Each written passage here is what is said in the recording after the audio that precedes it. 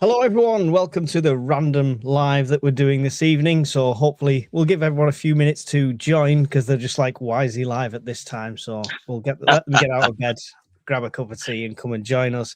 The intro said Barry as well, but that was just because it's an old intro. But, we're here with John, Welsh prepper. Surprisingly, this RAF man is in a hotel. Who'd have thunk it?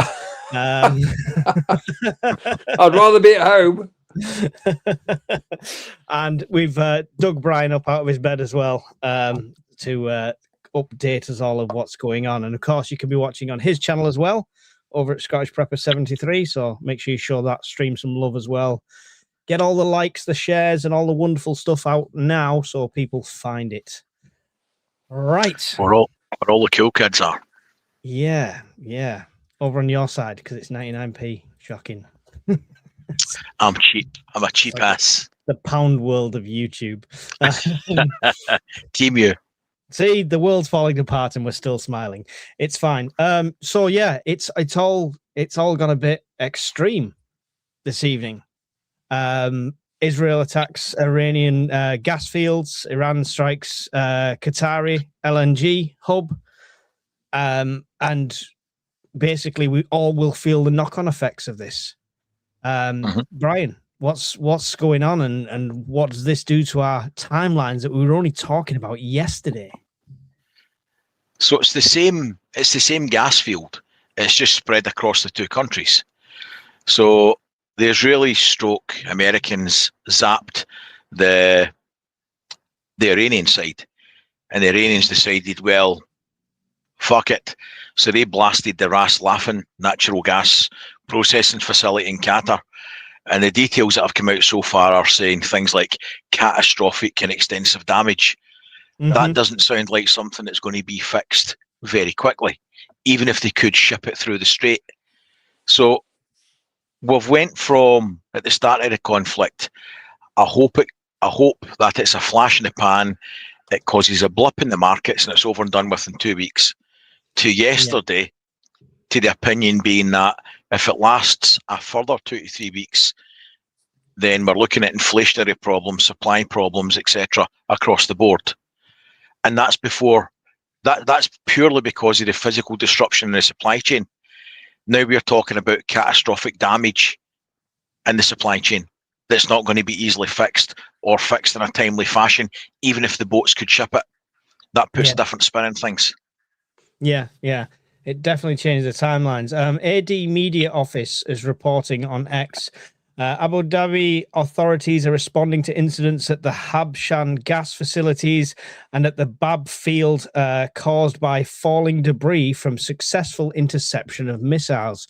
The gas facilities have been shut down and no injuries have been reported. The public is urged to obtain information from only official sources and avoid spreading rumors and unverified information.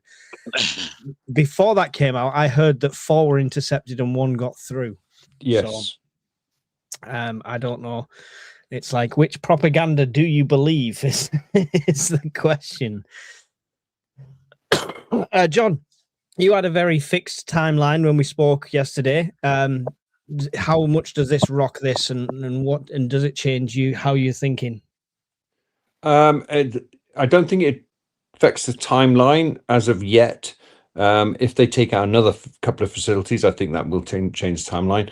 My thinking, I'm more pessimistic today than I was last night, because that is a major escalation by the Israelis. Trump has said, "Oh, you can stop doing it now. I don't like it," and the Iranians are like, "What? Really? Are you sure? Because we don't have to listen to a word you say. The Israelis might." So I think is that the third one that's just been struck now? Yeah, there's been a few. Yeah, if they go 4, 5, 6, and the strait's still closed, and Iraq is reporting that the Iranian gas pipeline has basically stopped flowing, so they've obviously done some quite significant damage. I think, again, as I said last night, I don't think it's suddenly going to be economic collapse in the UK. It'll be the third and fourth order effects that catches out rather than the first and second order effects. Yeah. They've also blew up the bridge between Saudi Arabia and That's Bahrain. right. Bahrain. I mean, this is not bad from an Iranian military that's completely decimated, right? That's got nothing left. Yeah. I'd like to make a point on that in a minute, if I may. Yeah, certainly. The other news is that Israel identifies US are preparing to take control of the Strait of Hormuz, an action that could prolong the war. They're detecting a buildup of American forces in the region, including the warship Tripoli, in preparation for the military operation to end the Iranian blockade of the strategic shipping lane. Frankly, I don't think that's viable. Yeah, I know that would be a bloodbath, right? With what's in theatre at the moment, don't forget, we're starting week 3 of this conflict, and it's telling how days, more. Is it 18 days, something like that? Yeah, day 19 today. Yeah. It's telling that there's more leakers getting through now than at the start of the conflict. Is that because they're prioritising what they can shoot because we're running low on missiles? Because don't forget, the forward deployed forces are at the end of a very small supply chain, right? Sorry, a very long supply chain. Everyone that's there has got to be either pre-positioned or shipped. And the ammunition usage has got to be extreme on both sides. Because if they're firing hundreds of drones, hundreds of missiles, then you would like to think that they're firing hundreds of interceptors. Yeah. And they're finite. When they're gone, they're gone. And it's a lot easier to build a drone than it is like a Patriot or an Aster missile or whatever they're using, or a standard missile too. A lot cheaper Yes. to build a drone, yeah. So is it we're getting leakers because they're firing better kit, they're getting better at choosing their targets to get through, or is it because they don't have enough missiles to hit them all? I don't know. Yeah, I mean, a swarm attack now could be devastating for any of the regions, I think, with the limited supplies they've got. Did you want to jump in on there, John? Did you say, sorry? Yeah, I just, about 3 weeks ago, Iran had an 89-year-old Ayatollah who was clearly happy to make a deal with the US because they had that fake war where they did a symbolic attack on the UAE, who was quite hardline, but quite tired and old and just wanted a peaceful life. And the America said they were going to decimate the leadership and they were going to stop them firing missiles and they were going to wipe out everything. 3 weeks later, they got a much younger, motivated Ayatollah who's had his father, wife, 2 children, uncle, aunt, and a brother all killed by the Zionists. They don't care whether they're American or Israeli. And they're proving they have a capability to strike with precision and to change targets. Because today, when they said, right, we're going to hit your gas facilities, they specifically targeted the gas facilities. That's not firing hundreds of missiles towards Israel, hoping a few will hit in a random area and that might land in the desert. That they are demonstrating precision technology. All Trump has achieved is to make it a lot worse, because the new Ayatollah has been told all his life for about 55 years that America's the enemy and they're going to attack you one day and they're going to try and kill you. And that's exactly what's transpired. And the bridge. I mean, a bridge is a big piece of real estate, but not in terms of hitting it from hundreds of miles away with a missile. Maybe 3 meters wide.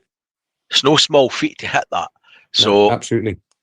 And I think it was something like 25. Is it something ridiculous like 20 miles long, this bridge? So again, that's not going to be a quick fix. My major concern, rather than oil and gas, would be the desalination plants. If they start hitting those, you're looking at millions of people who overnight have got no water, which then involves mass migration and a lot of dead bodies, because there's no way people can ship. Even if you had control of the strait, you're not shipping the volume of water to keep them going. No. So if they go for the nuclear option, pardon the pun, and start zapping desalination plants, then I don't know where we go from there.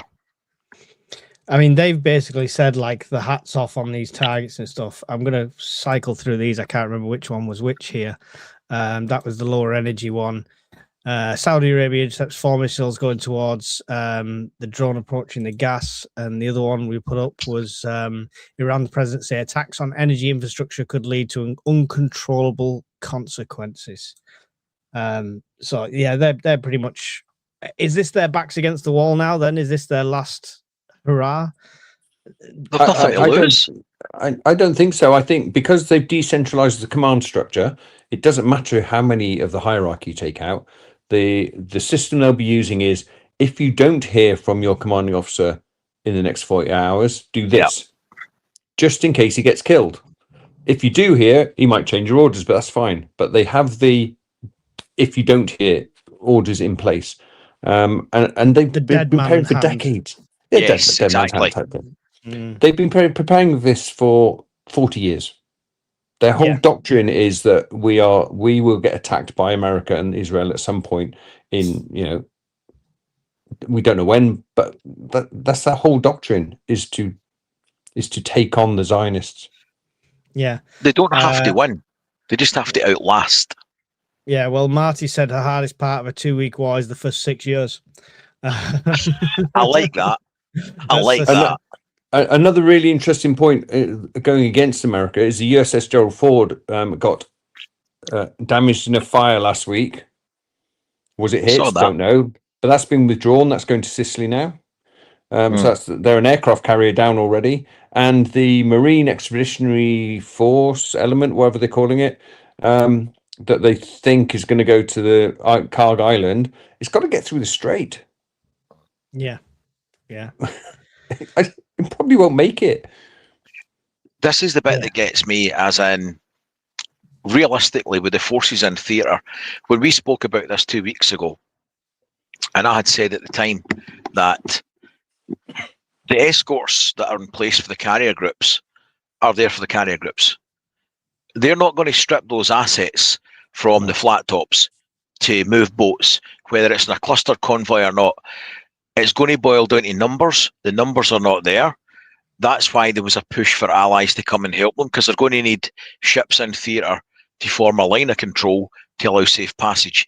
And even at that, people are going to get hit, because you can't stop everything. It's just not possible. Batteries will get exhausted. All your missile batteries will be emptied. People will get tired at being on alert all the time. Shit will get through. And we're not even there yet.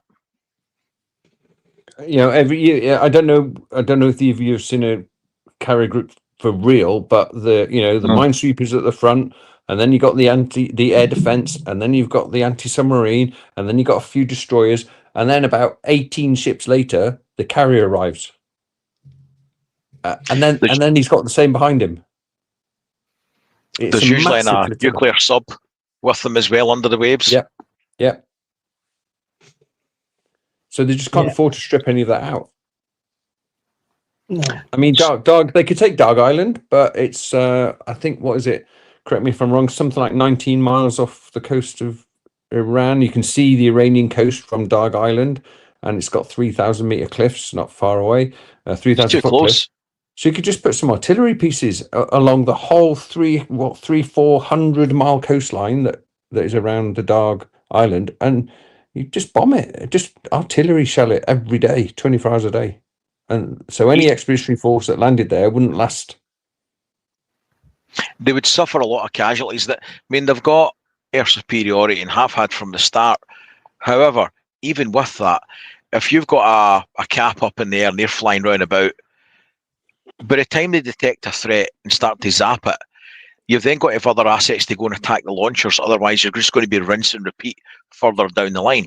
So that's going to have an exhausting effect on the pilots and the airframes. Don't forget, these things that are up in the air have got a finite number of hours on the airframe and the engines before you're looking at major strip downs. At some point, things are going to have to be taken offline and replaced with what?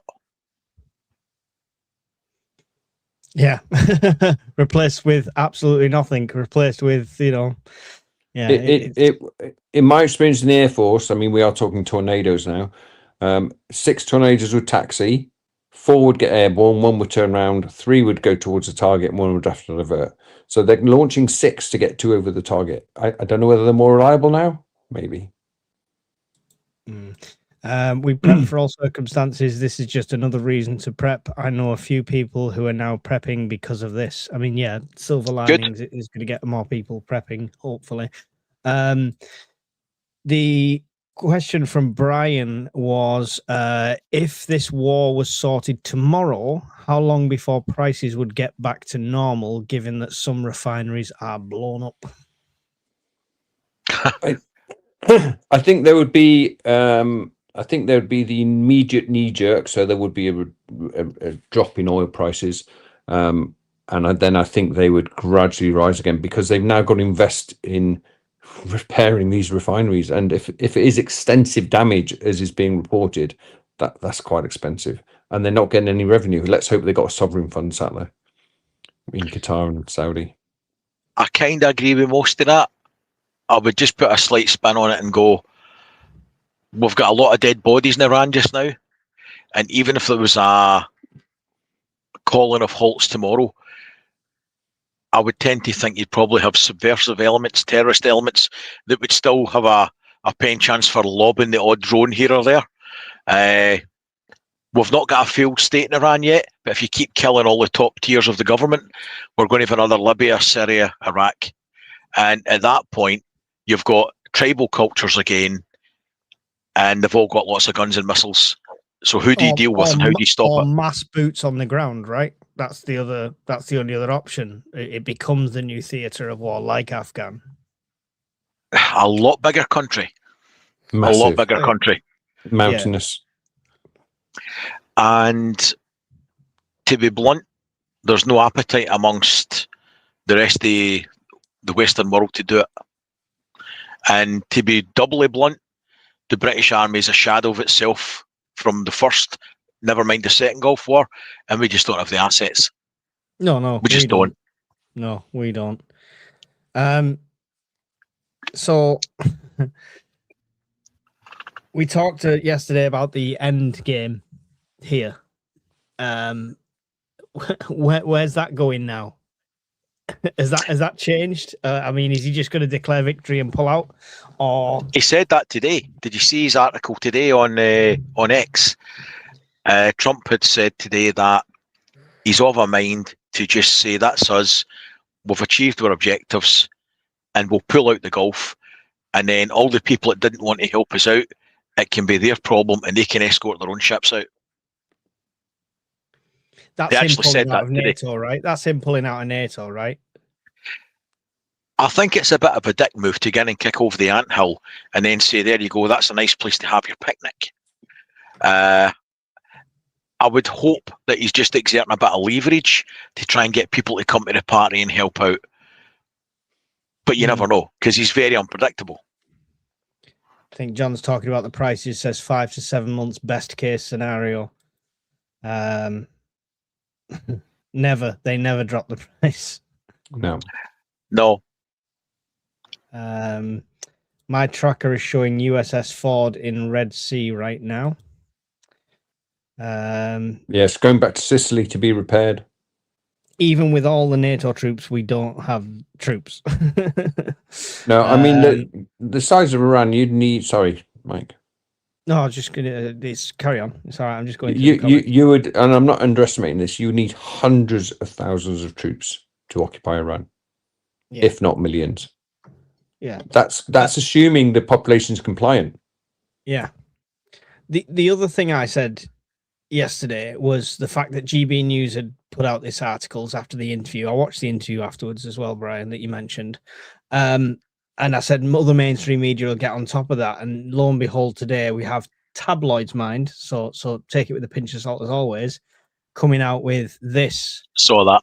Yeah. Petrol rationing and new 50-mile-an-hour speed limit plan on the table for all of the UK. Petrol and diesel could be rationed and a new 50-mile-an-hour max speed limit could be introduced across the UK. If they introduce that, they will never lift it. They'll never put it back up to 70. Does that mean if I'm an electric car, I can just drive past you giving you the fingers then? Well, it's a speed limit, right? So it's everyone. It's these smart motorways and stuff like that. I think they'd have to rescind it. I spent 5 hours on the motorway today, as it happens. It's difficult enough getting people to drive at 70 miles an hour. I've seen the middle lane hogs going at 50 now. Does that mean they're going to be doing 30? But what I'm trying to get at is, if they reduce it to 50, people will do it for a certain amount of time because they are socially they have their social conscience, and then they'll get a bit bored. Like me, if I go into West Wales on Friday and I have to do 50 miles an hour all the way, I'd probably crash the car from boredom, probably fall asleep. That's the thing. Yeah, I do long distance driving, and it'd be the tiring aspect of that. Is it realistic, Brian? Do you think petrol rationing and 50-mile-an-hour speed limit? Can you see that? Yes, I think everything's up in the air now at this point. I agree. We can't discount anything now, because we've went from aspirationally a couple of weeks this will be over, but hope it doesn't get any worse, to oh shit, this might last a bit longer, and if it's another 3 or 4 weeks, we're going to be in a bit of pain, to a further escalation today. So I think anything could be done now. That's how bad I see this now. The shipping's at a trickle, and the infrastructure's been zapped by both sides. And the leadership to call a halt to it doesn't want to engage in any side. And worse than that, you're killing the leadership on the other side, who can't call a halt to it. So one side says they're winning, the evidence proves otherwise. One side says we don't need any of your help. The next minute, you're a scumbag, you're not coming to help us. The next minute, we're going to cut and run and leave you all the shit that's left over. Then the Israelis start bombing the gas fields in Iran, and the Iranians respond by blowing up a bridge between Bahrain and Saudi and blasting the gas field on the other side of the border that they lost. So there's nothing happening here that tells me this is going to be a quick fix in any way, shape or form. We're in it for the long haul now. Does it change what we have to expect? Apart from, no. I mean, everyone's talking about the rise of the pumps and stuff like that, and obviously that having the knock-on effect to food and stuff. But what does it do for energy, Brian? For our 2-day gas reserve, stuff like that. What does it do for that? We're looking at it in isolation. It's not just about the gas. It's not just about the oil. It's not about just the oil derived, the hydrocarbon side. It's the fertilizers, it's the acids, it's the medical components, it's all the precursor chemicals that we get from. That's all stopped. We can say in one hand, it's fine, we take a small volume of gas from this region. Okay, but what about the fertilizer to till your fields? What about all the other stuff to make medicines? And apart from that, when you're part of a global market, you suffer with the global market when there's a shortage in an area. So we will take our share of the pain. It's just not hit us yet, but it's coming. Yeah. Do you think that corresponds with blackouts and energy rationing? It's possible. I just finished up what Brian's saying there. You've got other things like, and we don't even think about it, things like synthetic lubricants that you got to put on aircraft and trains and lorries and cars. Everything is oil-based, and if that stops coming, aircraft would get grounded. Aircraft would be grounded if they can't be maintained properly, because it's just too. You don't have to lubricate your car doors. That's fine, but you have to lubricate the engines in a jet engine, otherwise it stops at about 30,000 feet. So all these things, fuel prices, jet fuel prices have skyrocketed, haven't they? Absolutely, yeah. I think that the immediate impact will be that people who are already suffering under the cost of living are going to start suffering even more. I think there might be an associated increase in petty crime, because people just they're forced to pay their fuel bill and they've got nothing left after that for food and whatever else they're addicted to. The blackouts. The blackouts, that is a distinct possibility. There's a thing called the ESEC. I've talked about it before on the channel. You can download it online, find out what electricity supply emergency code. You can find your code on your electricity bill, and you can whatever level of blackout that the government introduces. It could be lights off for 1 hour a day. It could be lights off for 23 hours a day. But there's about 19 different tables you can look at and work out when your electricity is going to go off. I see it as possible. I don't see it as probable. Can I throw something else into the mix that we've not seen yet? Sure. At the moment, we're talking about the effects on the rest of the world as caused by a region of the world. But what about if those problems propagate into other parts of the world? What if their proxies or sleeper cells start blowing up gas refineries, oil terminals? So we're dependent on LNG in the UK. I've no idea if some nut on a speedboat is going to drive up alongside and blow one up. And we can't say that's not going to happen. It's a distinct possibility when you're dealing with fanatics who feel aggrieved and have got nothing to fear, and their religion promotes them that it's the right thing to do. We could be in a situation that vulnerable infrastructure, such as LNG terminals, electricity substations, major substations, could be hit, not just in the UK, but in the US and Europe. I would hope that the security apparatus in the UK is in a heightened state of alert at the moment. What security apparatus? I know, I live in hope that we've got one, but you never know. Is it just me that's thinking like that then? Dust off the flintlock muskets that are in Leeds Armoury Museum. Do you think that's a realistic possibility of something that could happen then? I think it's a possibility if you look at the background activity over the last 5 years. At the moment, last 3 weeks, there hasn't been a significant increase in the level of terrorist-related activity in the UK. It's isolated pockets. There hasn't been a big spike. It hasn't gone from 1 a week to 50 a week. And I think they would have activated sleeper cells by now, because I think Iran sees this as existential. So if you're not going to activate your sleeper cells for this, when are you going to activate them? And we haven't seen it. So either the sleeper cells are taking their time to mix their fertilizer to turn into a bomb to put onto the substations, or there's not many of them out there, if you look at the evidence. Yeah, I mean, I don't think that. I imagine, especially in a country like ours, where substances are, and they're highly monitored, and we're the most watched nation in the world, even if they are activated yesterday, I think we could still see something, but it might take them 1 or 2, 3 weeks to implement a plan or yeah, no, absolutely. I agree it's possible. But the evidence doesn't point to that at the moment. Yeah. This is why I wake up in the morning and 12 substations have been blown up. Yeah. Why didn't my alarm go off? That's why.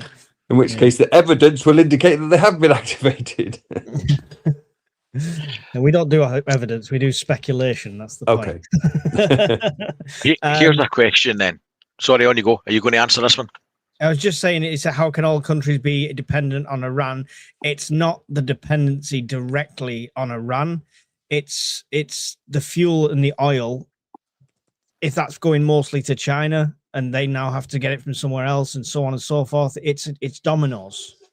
It's dominoes, or like Brian alluded to the other day, that this is where the wound is. The whole body is going to suffer for it. So it's not like we're directly depending on them, but it's a knock-on effect to everyone. That's why sanctions have been lifted or partially lifted on Russia, because countries are going to start going, oh, we need supplies from you now. And Putin's going, lovely. I knew this day would come. There was a couple of articles I read earlier today that they were warning about aeroplanes flying to parts of Asia because they couldn't guarantee they'd be able to refuel them when they got there. So I think you'll start to see a lot of flight disruptions and flight problems purely because of lack of fuel or the unpredictability and the price of said fuel when you get to your destination. if that makes any sense. I mean, let me give an example. One of the channel members yesterday got a delivery of fuel like I spoke about yesterday. He still doesn't know how much it's going to cost him. He's not had the bill yet. They wouldn't tell him the cost of the fuel because the price is changing hour by hour.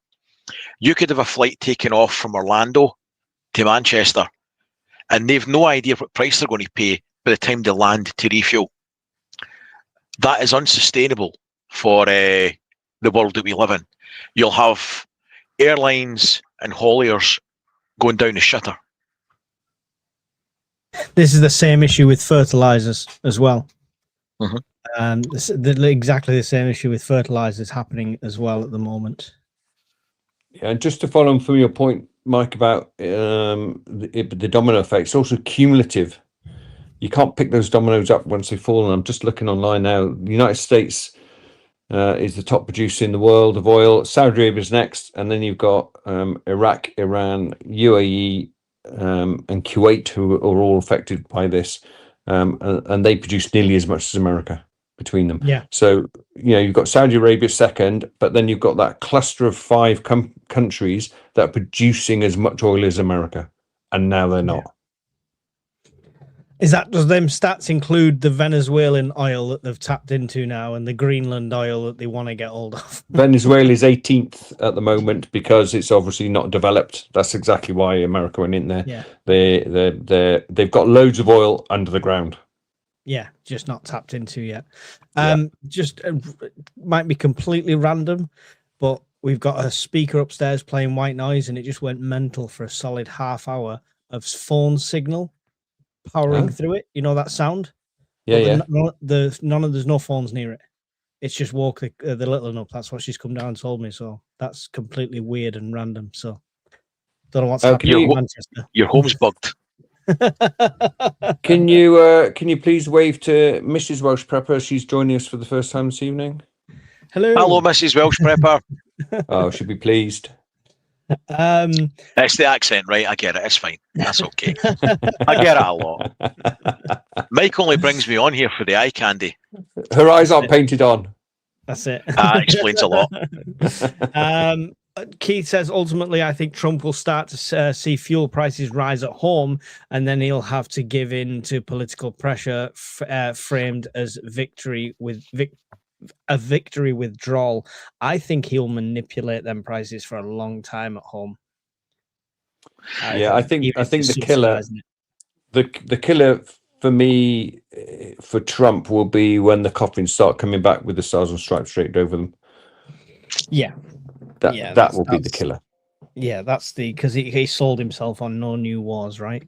Yeah, and the appetite for dead men coming home is very low in America. Yeah, the call for countries to help escort ships was a test for the world. It pretty much showed who was in bed with the East and China and who wasn't. That's extreme. I'll tell you why I don't agree with that. He's made some points, and rightly made some points, and I don't mean this to be political, but I agree with some of the things Trump did, and I said that yesterday. I liked his views on immigration, and he's not my president. And he was right that some countries in NATO weren't pulling their weight, but he's also got this weird idea and arithmetic problems that he's in some way subsidizing the whole world. That's absolute categorically bollocks, right? The 350 billion he's quoted that he gave to or Sleepy Joe gave to Ukraine is also bollocks. If you actually dig into the figures, most of the monies came from Europe, and the weapons that they're currently getting is being bought by NATO. Okay, the first people that bled treasure and blood was NATO troops when America got attacked, and rightly so. Article 5 was invoked, and the UK, France, Belgium, and Ukraine, Poland were all there in Afghan and in Iraq 1 and 2 to help our friends across the ocean. And let's not get this muddied up. America is still our friend across the water. The problem we've got pish leadership on both sides of the water. That's the big issue here. The problem's not the people. We're the same people. We've just got assholes in charge. And they're making piss poor choices. Our current Prime Minister's an asshole, and with all due respect to my friends in the States, you've got a pensioner at the helm who's frankly fucking nuts. I'm sure they'll be deeply offended. Killer said, I bought a 4.4 litre V8 Range Rover as a tow vehicle about a week before this kicked off. Ooh. Good luck with that. Might be a tad pricey to run it. Good luck with your mile to the gallon. You can buy a Tesla to tow it. Yeah. That's painful. Realistically, there's probably 6 months to divert the supply chain out of the Strait of Hormuz. The problem is no one's going to insure any ships shipping oil at the moment, right? That's the problem. That's the biggest issue we're going to have here, right? No haulier is going to want to move anything. No, I think weren't the shipping companies meeting in London today? I've not seen any readout from that. Yeah. I mean, yes, it is possible to divert the oil along pipelines, but the problem with pipelines is that they are a lot slower. You can still get the product out, but it's a lot slower than putting it in a ship. If it was better than doing a ship, they wouldn't be doing ships. Yeah, until they'd the be doing pipelines are targeted as well. Yeah. And Ukraine's launched a bunch of Storm Shadows at Russia today as well. I believe, is it today or yesterday? Oh, I know all about. Oh, sorry. I've not seen that one. Go on, John. I used to program Storm Shadows in a former life. Nice. Nice.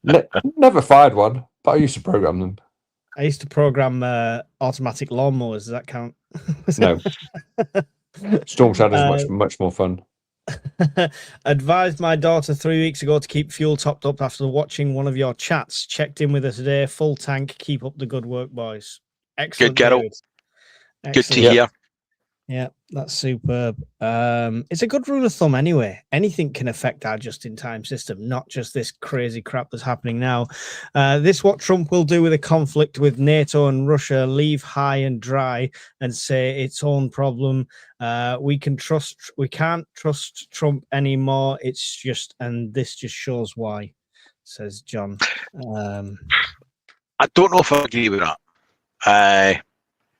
And I'll tell you why. He is unpredictable, and it's not a Trump bashing session, this incidentally, but he has got a vote in this because his actions have kind of started it. I don't know if anybody else watched the Senate intelligence interviews today when they had Gabby and all the rest of them on getting grilled, and she wouldn't answer the questions. I digress with this, but she wouldn't answer the questions. They asked her if the intelligence stated that Iran had a nuclear weapon and was an imminent threat, and in a report previous to that, she had said that there was no nuclear threat from them as of 6 months ago when they blew everything up, and there was no indications they were developing a new one. Then how do we go from there to there? And she had said it's up to the president to interpret the intelligence, whether there's an imminent risk or not. No, that's the intelligence department to point out risks. It's his choice to decide whether to act on said risks or not. But this is the problem we've got. This is the problem of all time. This is back to Blair's and Saddam's weapons of mass destruction, right? Yeah. Yeah. The problem with the Trump regime at the moment is he demands blind loyalty, unwavering loyalty. You must agree with everything he says, otherwise you're sacked, and then you're demonized in the press. And so these career politicians, are they politicians? Career high-ranking civil servants, if you like, they want to keep their jobs because they get all the trappings of those jobs, and they get paid for those jobs, and they get prestige by being in those jobs. So they don't want to say, actually, I told Trump that I told President Trump that Iran didn't have a nuclear weapon, but he didn't listen to me, because they know they're going to get fired within 5 minutes. It's much more lucrative to be a yes man, right? Yeah, I imagine. English Prepper said, I think grey squirrels will overthrow an area of the UK by force. Do you prep for this? And if we had to escape the country, how would you do it? That as airports and ports were closed. Yeah. I'm guessing grey squirrel's a euphemism for something then. Potentially. Yes. But yeah, if the grey squirrels did attack and get organised, I think we talked about this before. There is. Where would you escape the country to? This is the question. Yeah, And how would the you problem get with there? Yeah. the problem with the UK is, although there is a lot of countryside out there, we are a densely packed island. There is not the wildlife to support 60 million people needing 3 meals a day. I walked over one of the remote parts of the north of England. I cycled through the north of England, through the most remote parts, in towards Scotland before you get into the Highlands, which is obviously much more remote, but still quite remote parts in peace times, and I still bumped into people. When everyone's trying to flee the cities, there's going to be an abundance of people out there. There's nowhere to flee. I war gamed a scenario where a long time ago where the UK had no power for 10 days. And all the ports were closed and the Channel Tunnel was closed and all that sort of thing.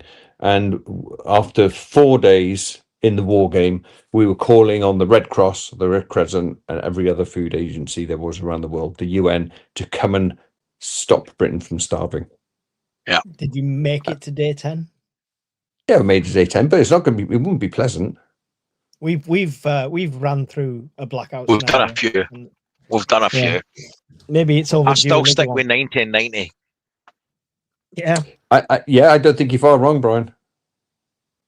Yeah. Well, For those of you that don't know that one, we've kind of gamed out a few scenarios of grid down situations, and my assertion is 90% of the population of the UK would be dead in 90 days if there was a major grid down effect in the UK without external support. And I still don't think I'd be far off the mark at that. Now, the one advantage we have in the UK is we do have plenty of fresh, in inverted commas, water. Yeah, come live with me in Scotland. It's every day. There's plenty of water, trust me. It's a wonder I don't look like a bloody duck with webbed feet. It never stops. Oh, I had 2 loads of Wales is the washing same. dried outside in the sun today, Brian. Fuck you, Mike. Yeah, I think I got a bit of suntan. Oh. My arm big out the window.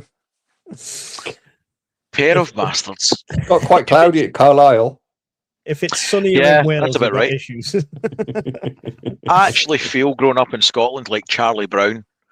There's this permanent little cloud floating above me, just pissing rain 24/7. I worked within serious and organized crime. The security services, police, and other agencies have a very good idea of the potential threats who are here. Not all, but most. One thing we are good at. Yeah, no, I have no doubt. That's good to know. There is going to be people that slip through the radar, and the other one is to be worried of is not organized cells, but nutters using it as an excuse, in the name of kind of thing.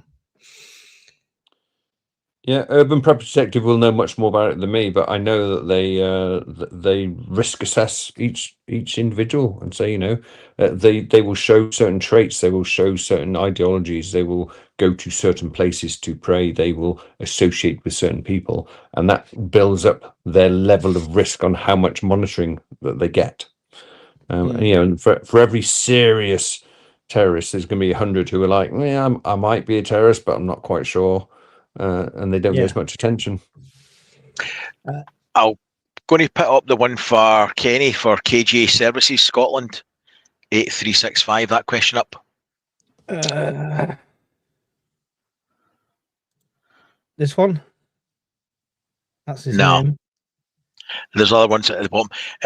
What it was basically asking is, why is it preppers want to run off into the countryside at the first sign of problems?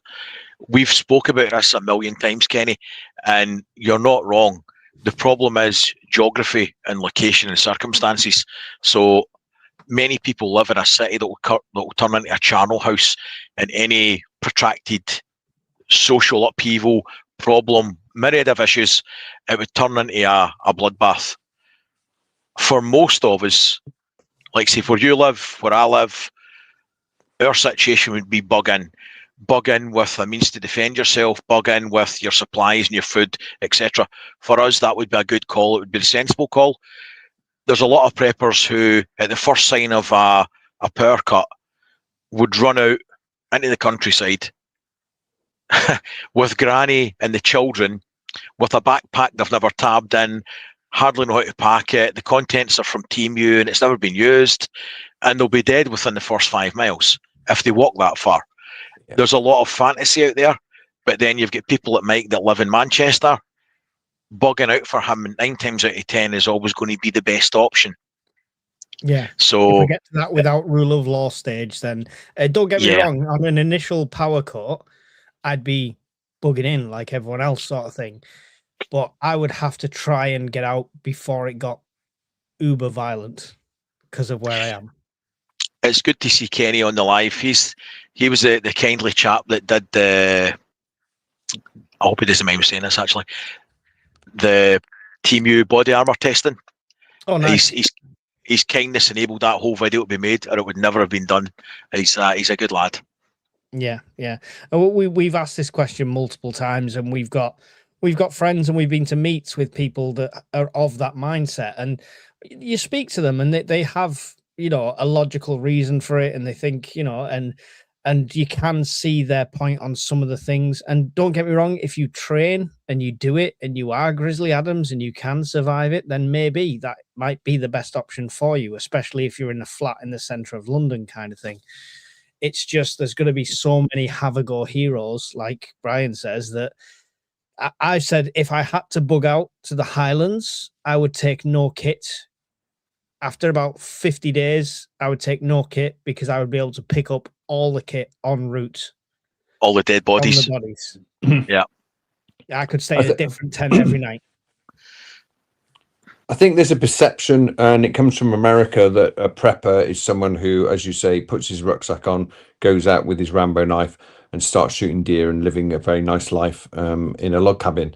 But they've got millions and millions of hectares of countryside and forestry and mountain regions in America that we just haven't got. We've got tens of thousands of hectares of wilderness. It's more viable. It's more viable after them 90 days, right? Yes. 10% of the population left, you can go out into the wilderness. Yes, but you've got to forget that the hazards will probably not be any less significant because the disease is going to be absolutely rife. So it won't be a crazed, hungry person trying to rob you of your food. It'll be some nasty disease that gets you. Well, I wouldn't like to be where I am. I wouldn't like to be where I am on day 89. Where location wise, sanitation, everything like that, cities and towns are going to be the worst for being rife with them kind of diseases. We need to do another scenario, I think, on the fireside. We'll get John involved with it. It should be fun. Again, as preppers, we've got that dilemma. If we help our neighbour, do we expose ourselves as preppers? But if we leave, I don't believe this. I mean, if you go and help your neighbor and you're wearing full camo gear, plate armor, and carrying like arm to the teeth, and hand them a box of military rations, you're exposing yourself. But if you go and knock on Ethel's door and say, "Here's a couple of cans that I've got spare, and here's a couple of candles, and here's a torch," you're not exposing yourself as a mad survivalist. You're just a concerned neighbour. Please don't expose yourself to Ethel. I don't think her little heart would take it. Ethel's had enough. Ethel's made an anonymous complaint against you, Mike. Oh, she'd probably spit her false teeth out, mate. I can't help Ethel. She'll be pregnant. Might be better if she takes her false teeth out. But what I was leading on to is, if you then go and tell Ethel you can't leave your crap in the plastic bag at the back door, you got to bury it in the garden. Is your knowledge of how to survive SHTF going to expose you? I think by that stage, if I was approaching or speaking to people around me, they would automatically be my mag. This is the other thing. The same people that are going to go and live in the wilderness also train with 6-7 other guys. Potentially you all met at Airsoft, and you're all kind of the same sort of mindset. And don't get me wrong, if I could have a mag with me, John, Brian, Andy, and Alan and stuff like that, and Barry all together, we'd do really well. Don't get me wrong. I think we do really well, but it's unrealistic because of the locations. Geography. When it hits the fan, we're not going to be anywhere near each other. My mag, whether I like it or not, is them next door who don't prepare, them over the road who don't prepare. If I plan to stay here, they have to become part of that mag. So if I'm sharing that knowledge at that stage, John, they're already in that inner circle, whether I like it or not. No, good point. I'm only about half an hour from Brian at the moment. There you go. Half an hour by train. It's a long fucking walk, mate. But right, you'll pass JP halfway. Like you've said before, Mike, you're the hero of your own story. And in my mind, I'm still 21. The only thing 21 about me is my fucking weight, right? That's about it. People don't take a realistic, non-bullshit assessment of their physical condition and their abilities. I'm 52. I'm carrying too much weight and I've got an injured ankle. There's no way in this planet I'm walking out into the sticks with a backpack on. Walking out to nowhere, right? If you've not got somewhere to go, you're walking out to nowhere. And after 3 days, it's probably shitting your brains out with contaminated water or somebody else has eaten you. And in between that, you're dragging dear old granny or grandkids or your own children. It's a fool's errand. It's just absolute bollocks. Yeah. I mean, I've done it in peace times with the walk for charity. And I trained for it. Not as much as I should have done, but I trained for it. I'm relatively fit at the time of doing it. And still the mental and physical toll that took on me in peace times, when I've got the option to go, right, I'm going to nip in this co-op and get something. I've got the options to go, I'm going to stay at this hotel tonight because I can't be asked pitching a tent. Still, the physical and mental toll it takes walking that kind of distance fully loaded, if you've not done it, you're not going to. I've got to be honest, I feel I should get a medal making it to the top of the stairs for a piss, right? I consider it an achievement these days. So the hill you climbed when we went to the castle, that was an achievement. Yeah, that wasn't funny at all. Mel said, I'd be nervous about booking a holiday at this present time. Here's a question for you both. How quickly will this affect the travel industry? And I ask because this is my job dependency. It's affecting it now. I've got a friend of mine works in Dubai, and his wife teaches at a local school, and I was talking to her today, and their tourist industry, they should be chock-a-block just now. It's dead. Mm. Yeah. Nobody's going there. Nobody's going to a war zone. But worse than that, you're an airline, you're putting bums on seats to go from point A to point B. Your margins are very tight. Competition's very tight. As it stands just now, they can't tell you, you want to book a flight 6 months in advance, right, for your holidays to go and pull the ears off Mickey Mouse. Okay? They can't tell you the price of fuel an hour from now. How do you run a business like that? When the plane gets from point A to point B, and by the time it lands, the fuel prices went up 25%. That's not a business, that's a recipe for bankruptcy. Yeah, yeah. And Singapore Airlines went the other day, didn't it? I mean, Royal Philippine Airlines. That was it. Yeah, that was it. Not Royal Singapore. Philippine Airlines, yeah. My travel industry I'm part of, I'm not going to say the company name because they don't like my political views. But they only deal with like Europe. Like Italy, France, the usual kind of suspects there.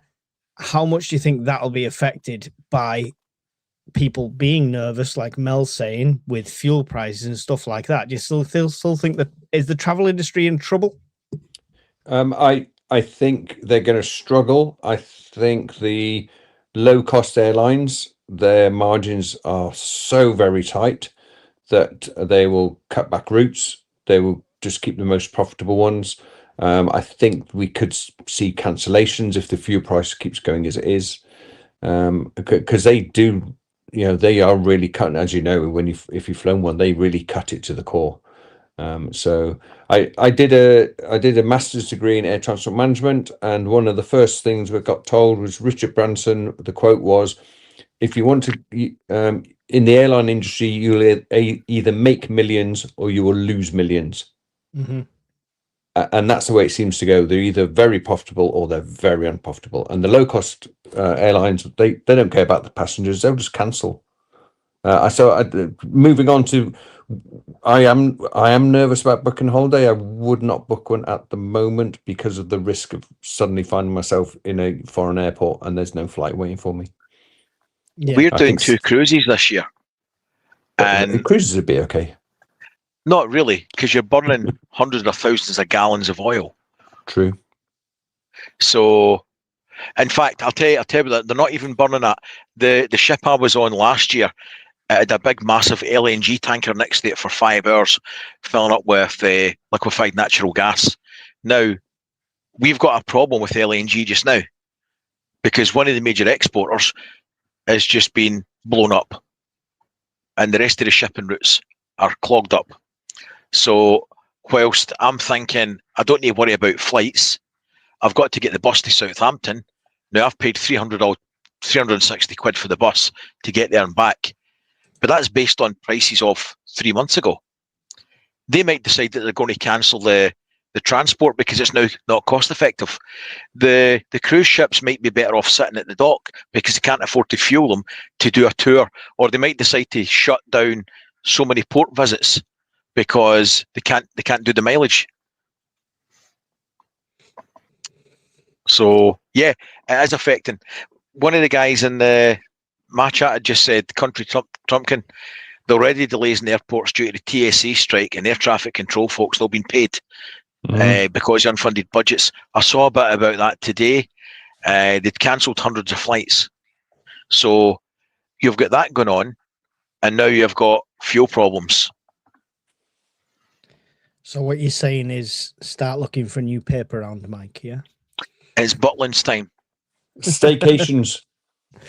Well, we do holidays in the UK, but they're massively overpriced. So, But see, even coming up to Edinburgh today, I've put 15 litres in the car because I don't know whether there's going to be petrol for me to get back, and I'm only coming up here for 3 days. And it's not even like week by week now, is it? It's like day by day. If I can't bother to fill up tonight, tomorrow I'm paying an extra 2-3p on a litre. Consider this, right?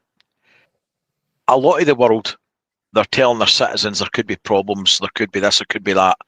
They're getting prior warning. The UK is consistent in one thing. See, when something's going wrong, they say nothing other than everything's sunshine and lollipops up until the day, minute, and hour. They can't hide it anymore. And then they go, oh, actually, there's no fuel left. You're kind of fucked. John, you can just walk home, or you're pretty enough to hitchhike, get in that back of that trucker's cab. Women are all right, but they don't be the real thing, Brian. It's only gave you pushback. Let's keep it on topic. Grass Monsters just made a good point. Scandinavian Airlines have already announced the cancellation of 1,000 flights in April due to soaring fuel prices. So it's already starting. Oh, wow. Oh, there you go. And did someone say I was bashing Americans? No, I love Americans. I've worked with a lot of Americans. That was Mark, the sofa survivalist, or Chef Tech. No, I'm not bashing Americans. I love Americans. No, we are very much pro-American in this fireside, and always have been. Our friends across the pond, we can agree, we can disagree, and we'll have different opinions, but you're very much our friends. We just don't particularly like some of the choices the leadership make, and also we don't particularly like our leadership, but we have got no issue with the people, just for clarity. Yeah. Absolutely. You know how to make a small fortune as a farmer, start with a large one. Yeah, there you go. Someone said, when's Brian starting his stand-up tour? He's starting it in August. the 28th and 31st. Come and watch Brian live for 3 days. Oh, there's still spaces. Fireside. There is still spaces for the Scottish Prepper meet, as long as the world hasn't collapsed. Well, we'll still do the meet, even if the world's collapsed. It'll just be a trade fair so bring along your bring jerry cans. A barter. Yeah. It'll be a bartering fair. Town. It's barter town, barter town. So even if the world collapses, we will still do the meet. So make sure you book your tickets, because I'll still check the tickets. Even though the money will be worthless, I'm still tight. Mrs. Welsh Prepper, can I go to the Scottish Prepper meet, please? No, can you fuck? Oh, it's harsh. She'll get back to me now on the text. Well, you'll do things to you, John. Prepper's wives clubs will be there, so they'll be there drinking what? The Wives wine, club? rolling the, yeah, they'll be drinking. Oh, the she wine won't let me and go rolling now. their eyes at us. That's what happens. Yeah. There's a question for you, Mike. Do you think this will kickstart a positive review in oil extraction in the UK? So do you think Ed Miliband, the lion of the energy world, will decide that net zero is a pile of shit and we can just open up the North Sea like we should have been doing and drill, baby, drill? What do you think? I watched the PMQs today, like I do every Wednesday. I don't know why I do it to myself. One day I expect Starmer to answer a question, and which will make me fall off the chair. Because I mean, they asked him about Mandelson about 4 times, and he ignored that. And it was Farage that stood up and mentioned about the oil. Shouldn't we? You know, we're buying it off Norway, who have opened like 48 new points, sort of thing, and we're doing nothing with it. And it just gets brushed aside. And I think Miliband is on the same wavelength as Starmer and all them, where despite 27,500 U-turns in the last 6 months, they still don't like to be wrong. So they'll do it. They'll cut off the nose to spite the face. They'll just keep going with it. They'll just build more windmills. That's, you know, oh, they're not windmills. Why did I say it now? He's rubbing off on me. They'll build more wind turbines, and they'll destroy more farms and create solar fields instead of putting it on urban areas like they should be doing. No, they're driving us into the ground. And I know, don't worry, it's only a 4-year term. They could destroy this country in another 3 years easily. Easily. They're doing a good job. They're dedicated. Yeah, they've done a cracking job so far. I mean, they shouldn't have stayed in power anyway. When your housing secretary's got a housing scandal, and when this secretary's got another scandal going on and stuff like that, it's just absolutely insane. Let's abolish trial by jury as well, and really get this 1984 dream plan in action. So I'll stop now. Even if the UK government said today, drill, baby, drill, go, go, go, go, it'll take 10 to 15 years to get anything viable going again, and they'd have to reduce the taxation on the oil industry, because it's not so attractive. Why? I'll just go to Venezuela, where I can get cheap labor. I don't get taxed, and it's I don't have to worry about environmental concerns. Why would I go to Britain? Yeah. Madness, absolute madness. I think the ship is so close to the iceberg, Brian, that there was no point whether you go hard or starboard, harbor port, we're going down. I think that's the bottom line. It sounds very, very pessimistic, but when it comes to the energy infrastructure, it's either got, by 2030, it's either got to dramatically work and prove us all wrong, or we're just going to be backtracking in this state, and we're going to be energy rationing, and we're going to be trying to get power stations online, then we're going to be building cheap, unregulated nuclear power plants by China because we've no other option, and then that's going to be a risk. And yeah, it's just going to be TMU nuclear power stations. I can see it coming. I hate to burst everybody's bubble, and I've done it a million times regarding the UK grid, but wind and solar, I ain't going to cut it. We can't balance the grid with that. It's not going to happen. Oil extraction, gas extraction, we know where a lot of the stuff is. If they make the regime attractive for people to invest, people will come back to the UK and drill. we'll start doing more exploratory surveys. There's enough wells there just now that we could jump back on.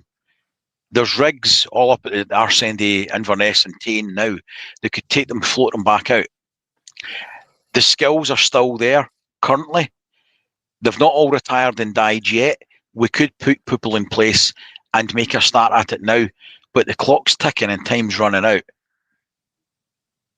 So we need to do this. But we're not going to. As John says, Red Ed Millipede is so indoctrinated into the woke tree-hugging eco-lunacy that to turn around now and admit that it's a failure would be too much of a reality check for these clowns. So John's on the fence then. Got splinters in his arse. We don't know. I don't disagree, mate. I thought BP had wells all over the Gulf of America. Says Mildot 6.5. I have no idea, to be fair. No idea, buddy, to be honest. Yeah. 10 to 15 years to get anything going again. That's not true. To ramp up to full potential, maybe, but not to get yourself self-sufficient. Only thing that slows it down would be Gov getting in the way, says JP. With their taxation and the regulations. It's all right because this government's all about reducing taxes, so there's no worries there, John. Don't even start me on that. They're only about giving money to freeloaders and illegals and taxing people who work to the tits. Thank you. Purple Ale's posted the link there for the Scottish Prep meet. If you want to come and join Barter Town after the collapse and trade goods, that's where we're going to be. What's your thoughts on geothermal energy? Is that like a little dynamo on top of a volcano, right? No, that's hot water. So we have got an abundance of pits since the Tories fucked all the mines. What you could do is flood a lot of them. Most of them are flooded anyway, and extract the heat. That's what it means. Cool. Sorry, John, I didn't mean to cut you off, mate.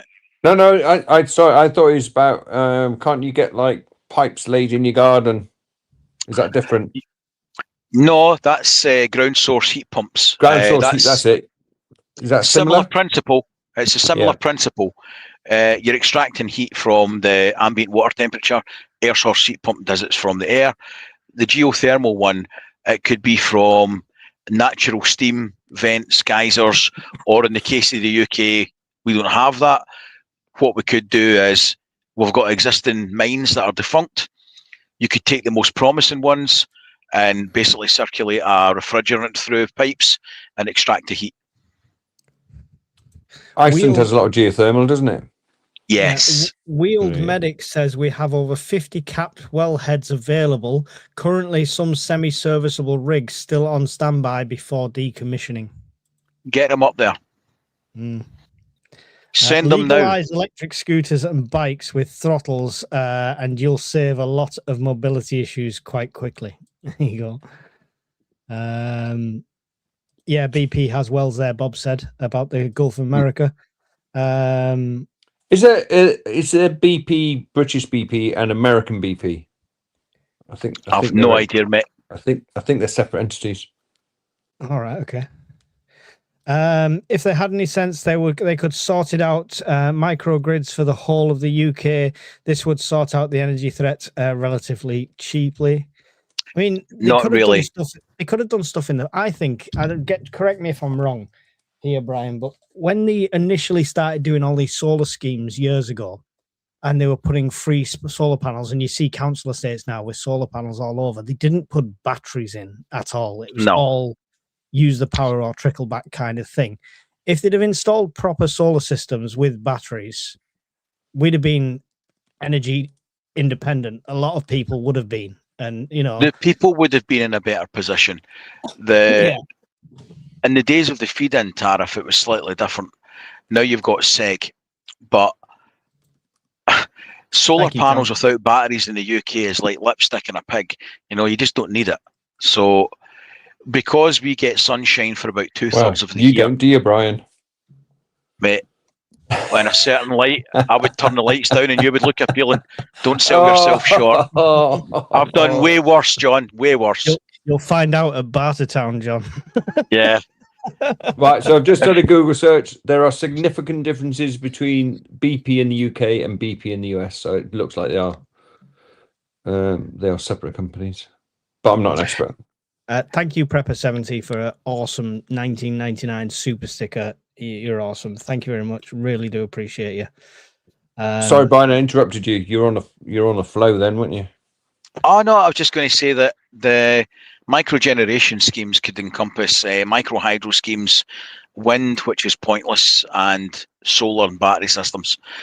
The problem with a large scale take up of that would be balancing the grid. We don't have the transmission network at the moment. They don't create inertia on the grid. We'd have problems regulating the voltage or the frequency, more to the point. They would solve problems for us, the consumer. They would create problems balancing. It's not an easy solution.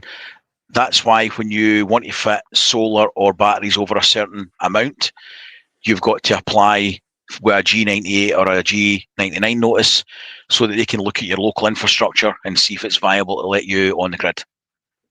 Bit of a bit crash course in UK solar and batteries. So I drifted off there, Brian. What were you talking about? And then I said he had a dick like, oh, sorry. Oh, and then all my clothes fell off.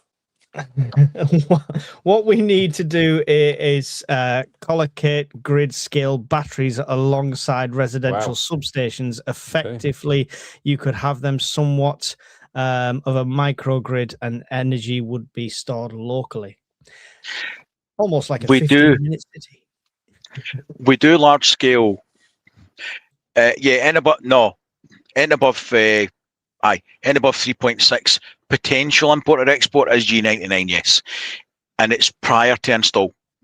Wheeled medic. G98 you can do retrospectively after install. Interestingly, Slim Yen, small SMR. An SMR has been approved on Wilver on Anglesey, if you recall, maybe about a month ago. And I know that there's discussion of MMRs, micro modular reactors, that basically will just power a town rather than a city, and that being the way forward. That's not government policy. That's just being discussed. Micro modular reactors. See a security issue with small nuclear reactors all over the country? Nobody else see a security issue with that? Now, again, I'm not an expert on this, but I believe that for civil power generation, you only need it about 20% enriched, whereas weapons grade is something in the 90s, is it? I'm not talking about weapons grade. You only have to look at any nuclear disaster of a meltdown and stuff like that. You only have to cause certain damage to certain cooling systems for it to suddenly be an issue. It's fine. What we need to do is put them in Manchester, Bradford, Leeds, Birmingham. Cheers, mate. I like how you listed me first. Never leave a good man behind, mate. I wouldn't want to see you in the dark. So I've been vaporized first. How much would it cost to buy a decent lithium-ion rechargeable battery power bank and solar panels to charge it from? Few hundred quid. Are we talking like the Delta 2s there, right? And Delta 3s and stuff like that? They're lithium-ion. Oh, power bank. Yeah. Okay. If it's a power bank, it depends. It depends what you want it to do, right? First and foremost, what do you want it to do? So a good entry-level one that will charge your phones and your laptop would be an Anker C300. I've ran them for years. They're still probably the best small one in the market, in my humble opinion. Love mine. Even though they're a few years old. Check out my blackout video. I used less than 15% of it, and it kept me going. It's brilliant. They're really good. Moving up from that, something that would run a fridge for about 8 hours would be a Delta 2 / Delta 3 from EcoFlow, or a Blue Yeti Elite 100 version 2. Moving up from that, that's a 1 kilowatt battery, 1 kilowatt hour battery. Up from that, you're looking at something like the Delta 2 Max, a couple of years old now. Still a good player in the market, still good prices. That'll do a bit more for a bit longer. It's got a bigger inverter, it's got more solar input. The Delta 2 is down to limited time deal of 399, by the way, at the moment. I've just posted a link if anybody's interested. And solar panels are about 80 to 100 quid each, aren't they? You can get a decent solar panel, a 500 watt solar panel from City Plumbing, about 80 quid roughly. And you could, so for the Delta, say you want a Delta 2 Max, which is a 2 kilowatt hour power bank. It's got on paper 1,000 watts of solar input. However, you could put 2,000 watts in it, done correctly in parallel, and that would give you better capture. Your surface area counts. The more surface area you've got, you'll capture more sun in low light conditions, so it will give you better coverage throughout the rest of the year. You don't have to worry so much about the watts or the amps because it will self-regulate. They're about 15 amps per channel. It's got 2 MPPTs. The DJIs, I've never tried one, and I don't know much about them, if I'm being totally honest. I've seen them.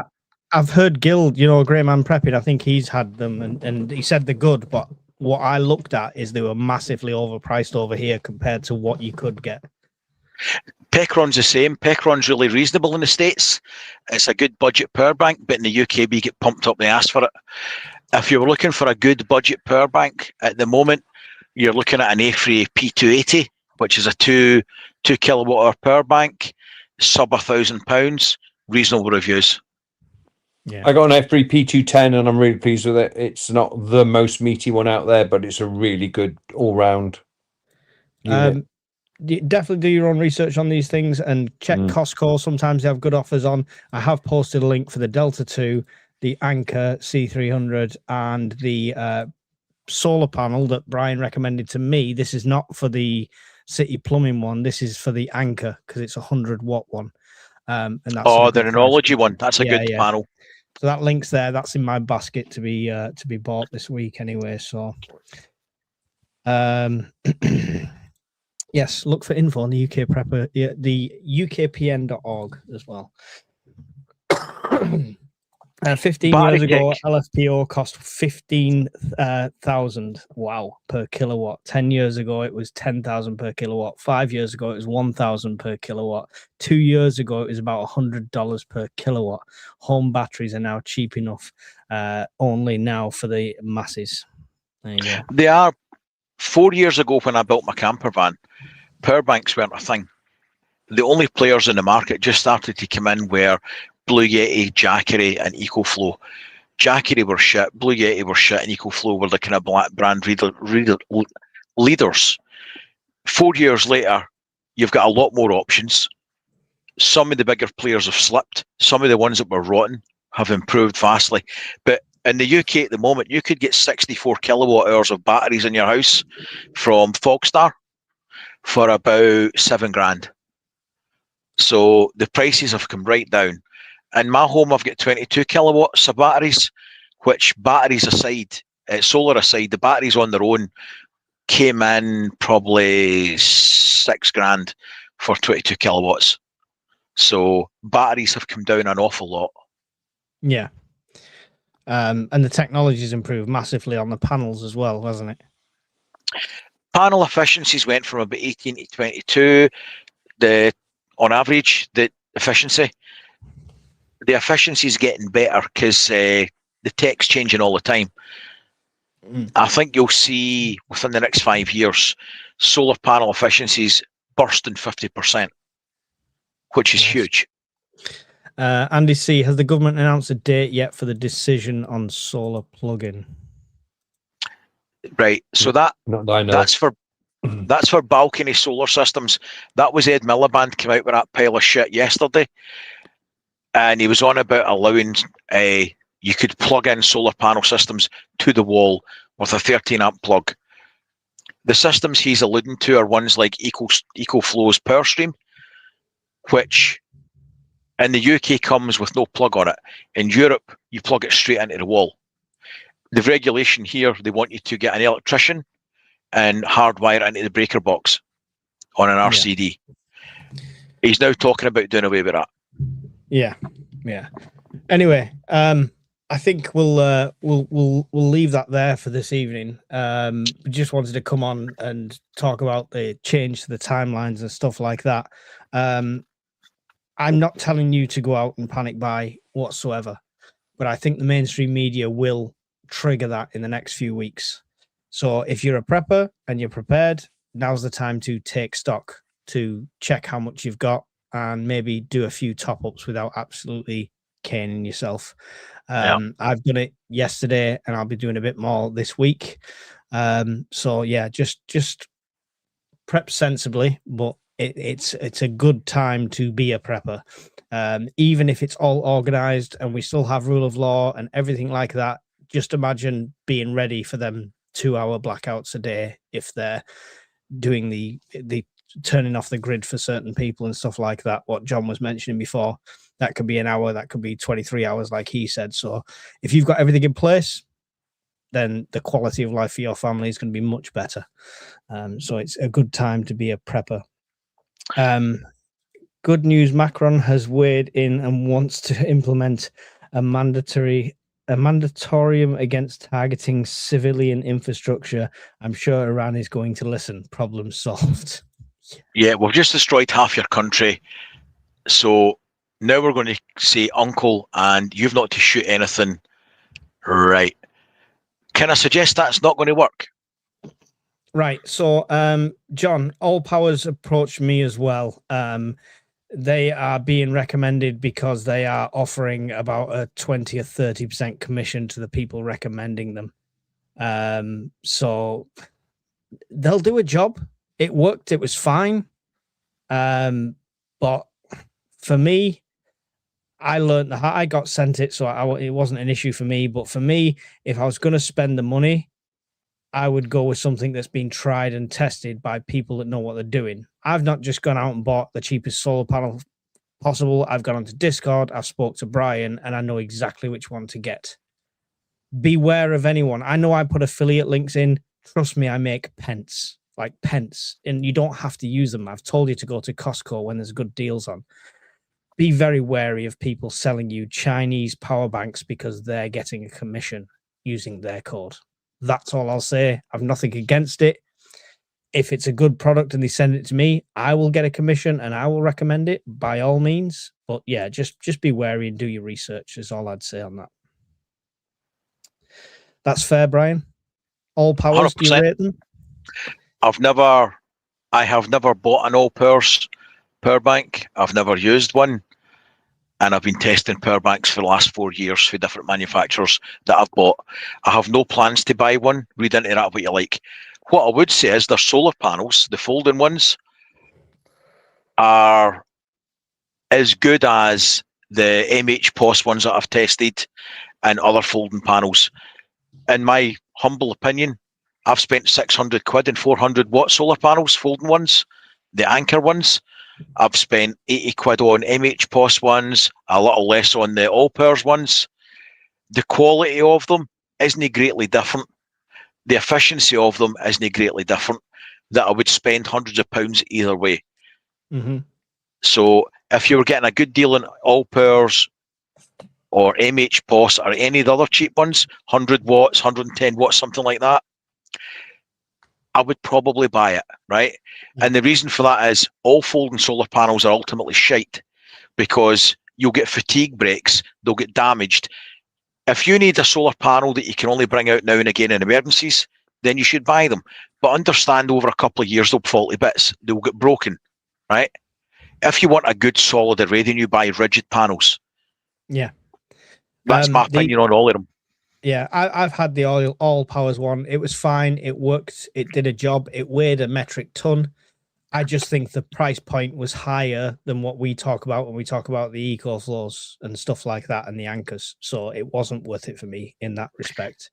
When do you gents plan on another one of these conversations? Please join us on Sunday, 8 p.m. Greenwich Mean Time, for a long Q&A, and that's all it's going to be, Q&As. So whether it's about power, civil resilience, prepping, food storage, anything, it's your live. So join us 8 p.m. Greenwich Mean Time on Sunday for that one. Quickly, these last couple, and then we'll go. Do you think there will be a problem for music festivals? not directly as such, it's going to be a problem for everything. Personally, I wouldn't be going to one. I'm avoiding the Trafford Centre for that very reason. Can I jump and answer one question here, Field Medic? Put in the risk of balcony solars and a standard plug backfeeding to the network. I can tell you now that the EcoFlow ones don't. They will go into islanding mode, whether they're on a plug or hardwired into the main board. They are set up so they will not backfeed.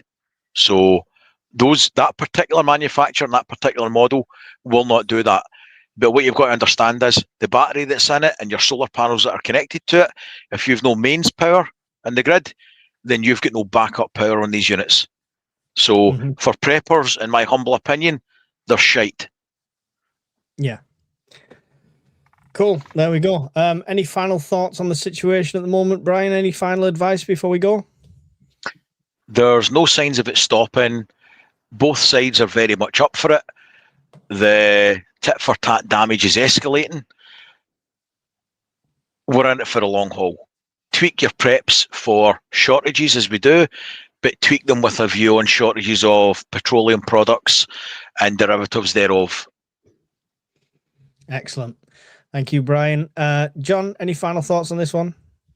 Yeah, just a little bit of advice, especially if you're new to prepping, is that every day you can get fresh water and food and things like light and heat set aside, gives you a day to think, gets you ahead of the vast majority of the population. Even if you only had 3 days worth of food and drinking water in your house and a torch and a first aid kit, that gives you time to think and plan and work out what is the best thing to do, rather than running out immediately and wondering and panicking. Yeah. So just every day you can add buys you time. Excellent. Thank you for that. And planning is free. So play out the scenario in your head. If the power goes off, what would you need? What are you missing? Find the gaps in your own preps. That's it from me. Don't forget to go and check out Brian's channel, Scottish Prepper 73. Unless you're already watching on it, then come and check out my channel instead. And don't forget, go and join his membership. He's giving away a £90 knife this month, which is awesome. Check out my Patreon, where we're giving a goodie box of Gerber goodies this month as well. Best way to support both of our channels, and we both really appreciate it. So, with that said, we'll see you on Sunday. Take care, guys. Stay safe. Good night.